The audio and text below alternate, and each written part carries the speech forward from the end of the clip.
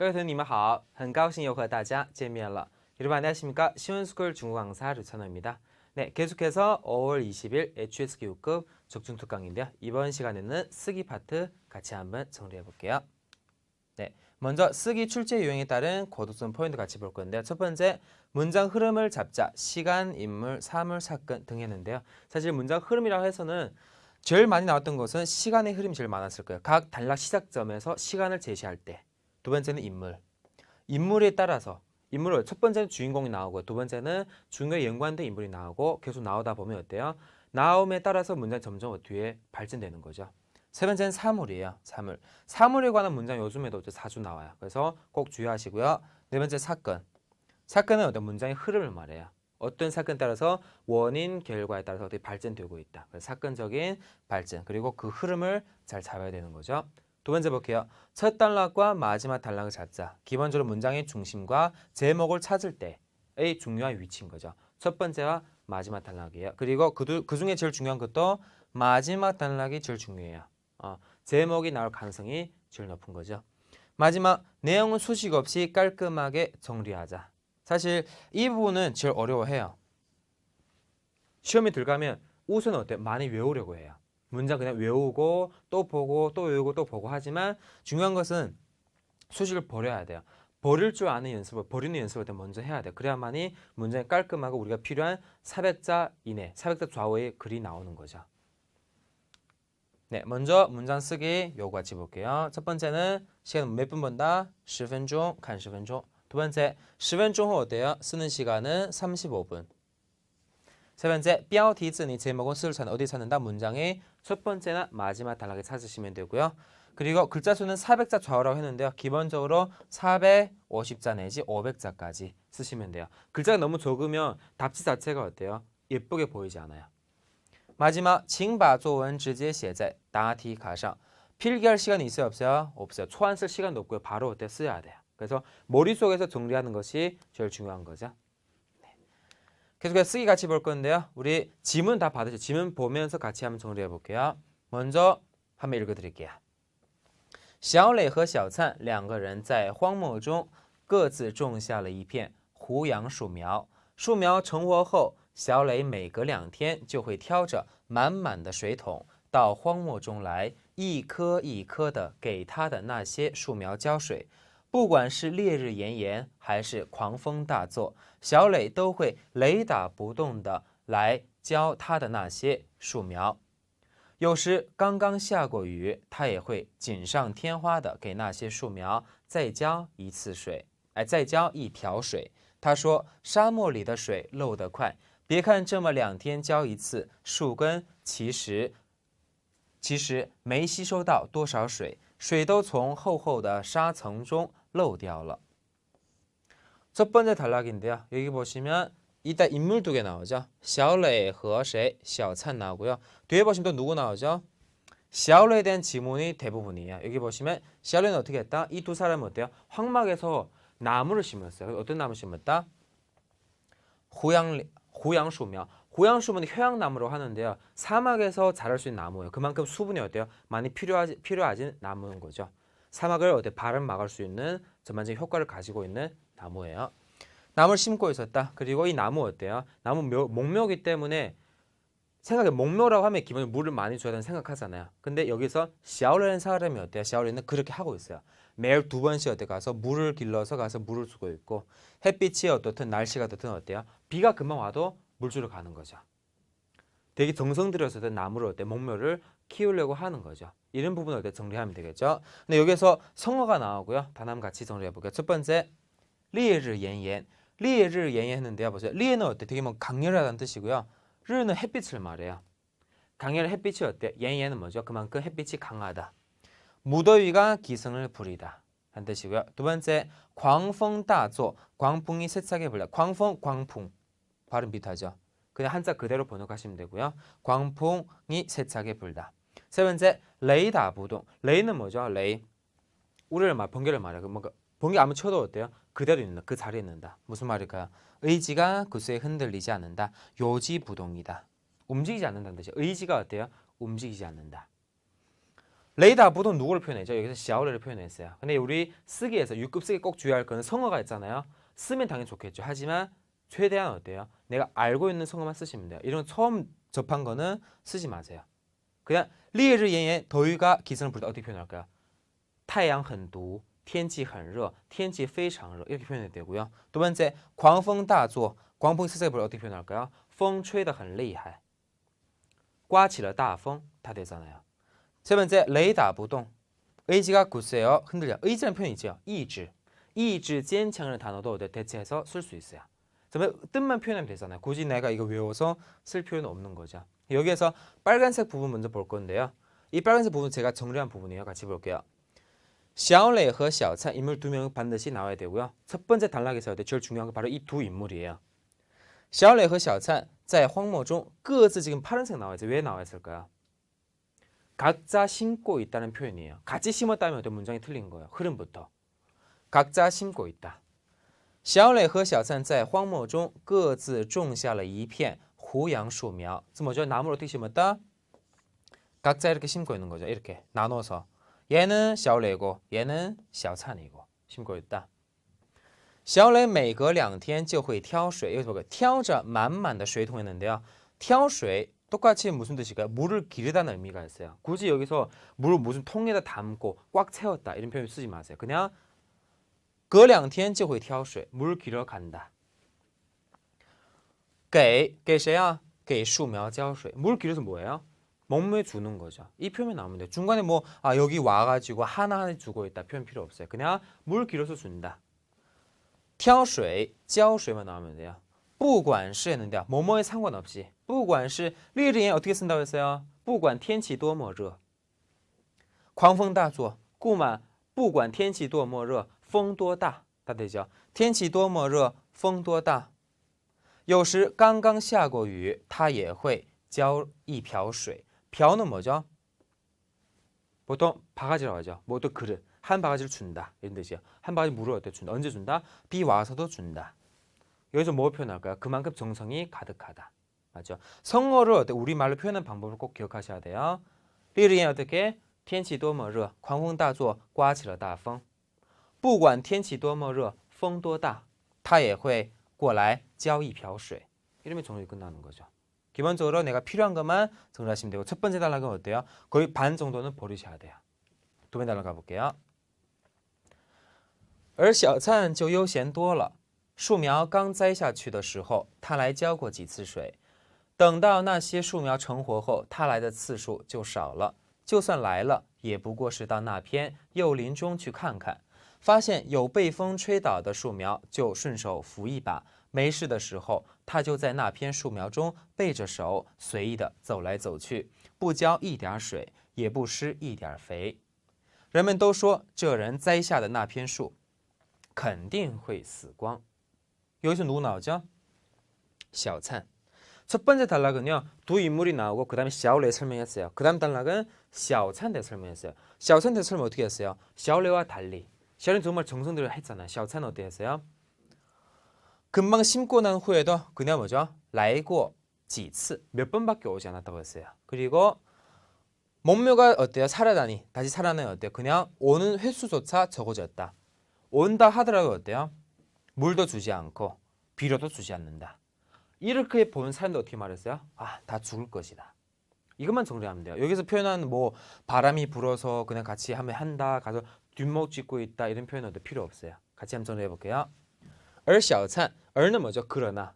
但是小灿 해도 되고요. 而小灿树苗刚栽下去的时候他来浇过几次水树苗成活后他来的次数就少了就算来了不浇也不浇一点水 여기다 예 추가하면 더 좋겠죠. 왜냐면 문장을 어때요? 흐름을 깨지면 안 되겠죠. 也不浇一点水也不施一点肥 예에서 전반적인 병렬을 나타나시면 돼요. 人们都说这片树林肯定会时光 했는데요. 这人栽下的那片树 하지 말고요. 그냥 这片 이 사람이 씹으면 어때요? 이 나무들은 这片树林 이 삼림은 어때요? 반드시 다 죽을 것이다. 이렇게 하면 정리가 끝났어요. 그냥 문장 이어주는 것만 잘 포인트만 잡으시면 되고요. 흐름 어때요? 不浇一点水,不施一点肥. 병렬이잖아요. 也不, 也不로 이어주시면 돼요. 그다음 날아가 볼게요. 过了2年那2片胡杨林的树苗都长得有手腕子那么粗了。忽然有一夜，狂风从大漠深处卷着漫天的沙尘飞来，刮了整整一夜。第二天风停的时候，人们到那2片胡杨树林里一看，不禁感到十分惊讶。辛勤浇水的那个人的树几乎全被暴风给刮倒了，有许多树几乎被连根拔了出来。到处是折断的树枝，倒地的树干，被拔出来的黝黑的根须一片狼藉，惨不忍睹。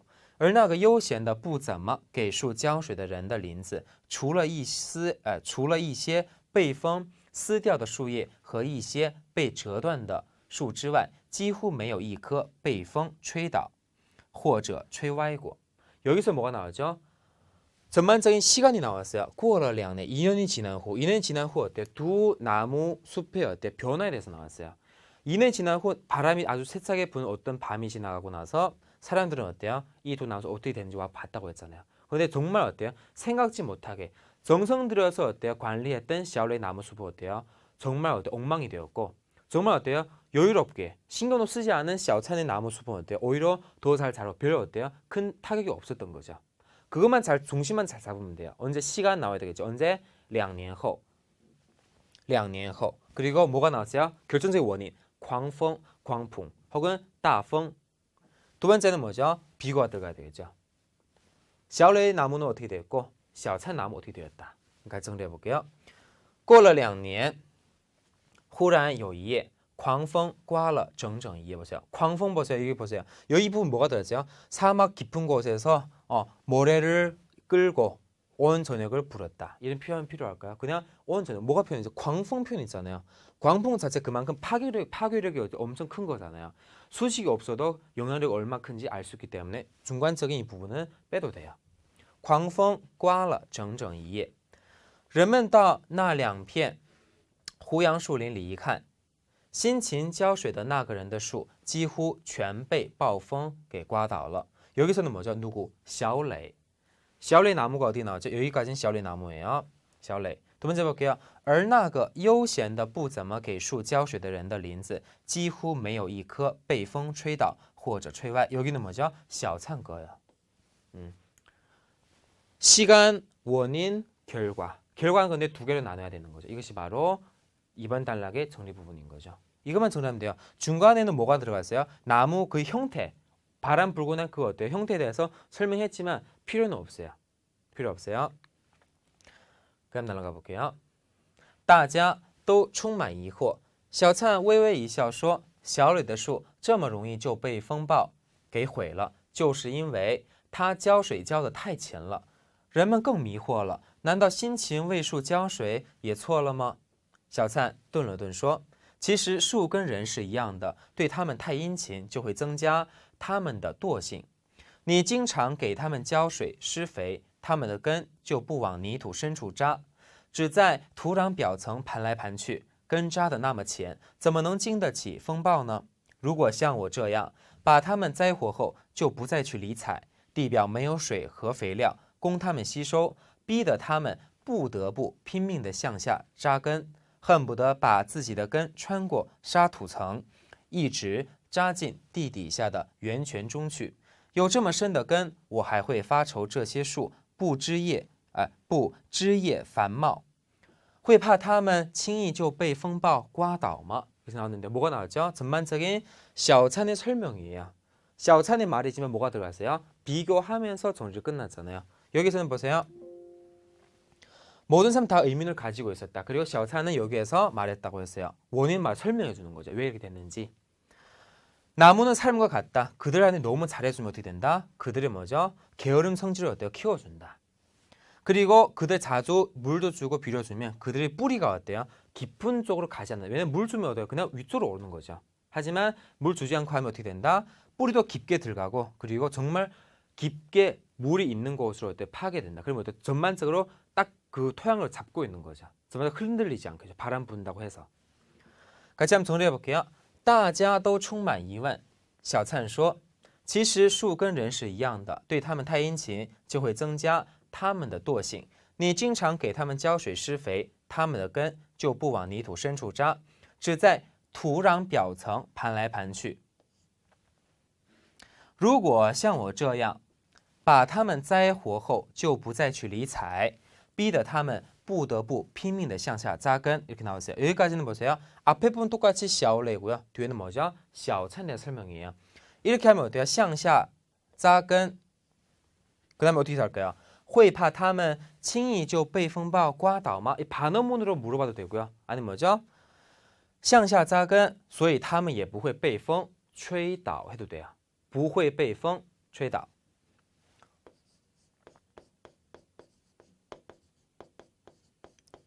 不会被风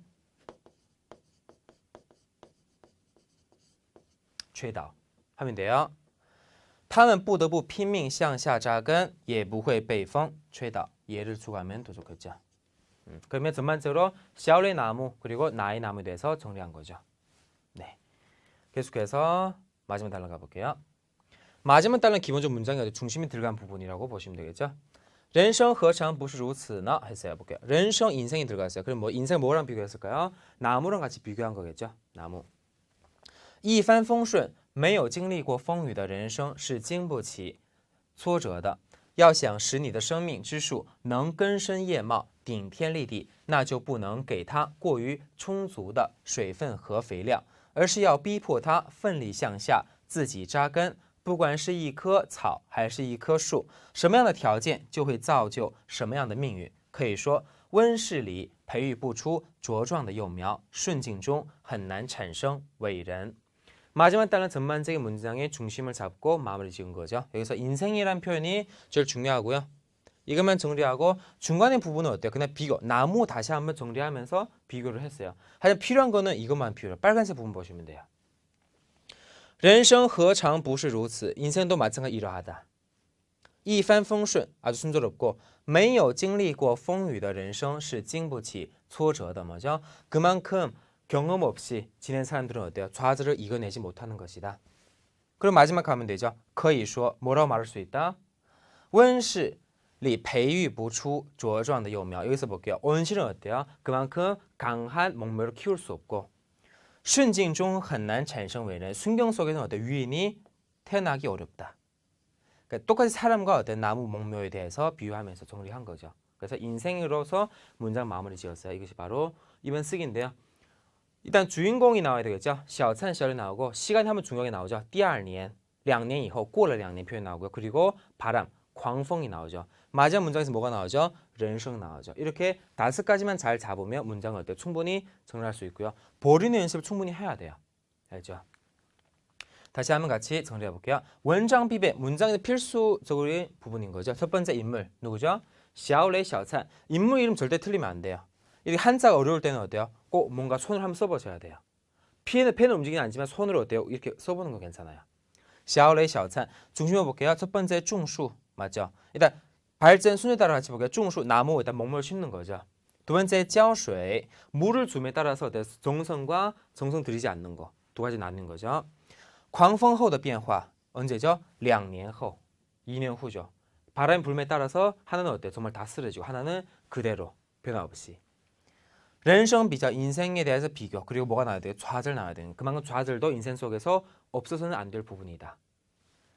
제목 만들기인데요. 제목은 만들 때 첫 번째는 중심 내용에 따라서 挫折与命运, 좌절과 운명. 이거는 문장의 마지막 단락에서 뽑았고요. 두 번째 인물에 관해서 小磊和小灿 하면 좀 너무 유치해 보여. 6급 제목과 어때요? 좀 어울리지 않아. 이때는 둘 다 나무 심었잖아요. 그러면 两个种树人 혹은 两个种树人的结果 해도 되고요. 两个种树人的命运. 근데命运하면 좀 더 달라요. 이 두 사람의 운명이 돼버리고요. 그냥 뭐죠? 两个种树人的什么理解.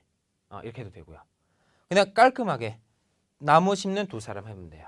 그러면 小磊, 小灿 다 나오는 거예요. 인물에 관한 제목이 나올 수 있고요. 제일 좋은 제목은 뭐죠? 挫折与命运 제일 좋겠죠. 문장의 마지막 단락에서 중심적인 내용으로 표현 나왔기 때문에.